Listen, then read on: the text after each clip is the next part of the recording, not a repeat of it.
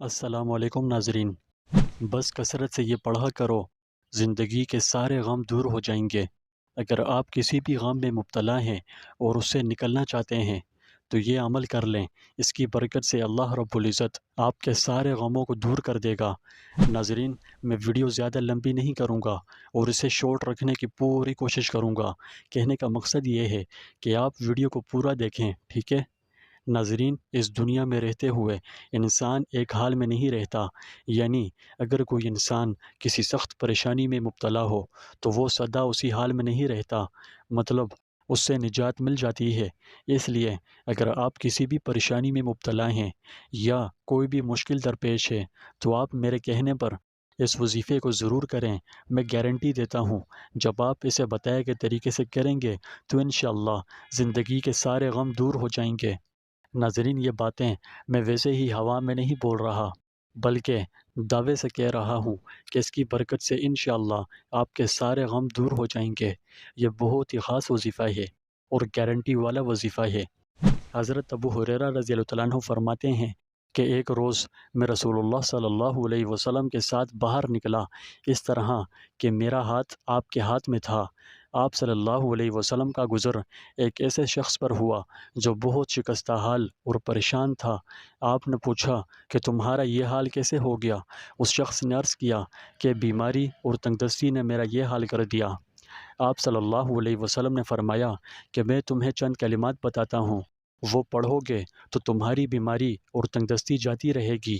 وہ کلمات یہ ہیں: توکلت علی الحی الذی لا يموت، الحمد للہ الذی لم يتخذ ولدا ولم یکن له شریک فی الملک ولم یکن له ولی من الذل وکبرہ تکبیرا۔ ترجمہ: میں اس زندہ ہستی پر بھروسہ کرتا ہوں جس پر کبھی موت طاری نہیں ہوگی۔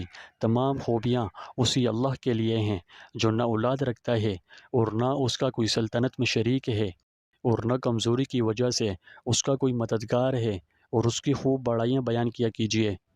اس کے کچھ عرصے کے بعد آپ صلی اللہ علیہ وسلم اس کی طرف تشریف لے گئے تو اس کو اچھے حال میں پایا تو آپ صلی اللہ علیہ وسلم نے خوشی کا اظہار فرمایا۔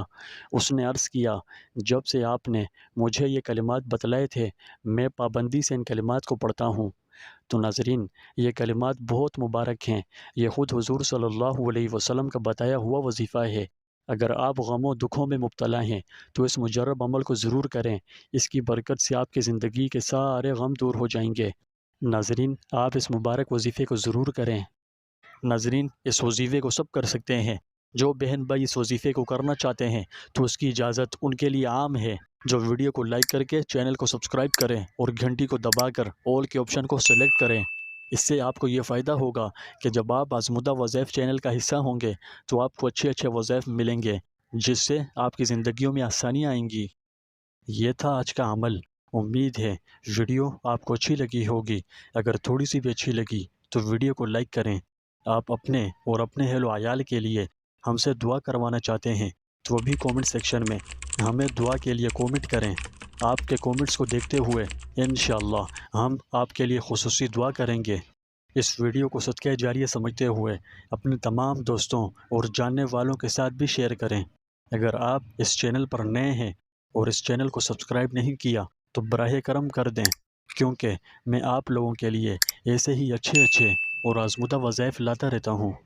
اگلی ویڈیو تک کے لیے مجھے دیجیے اجازت۔ اللہ حافظ۔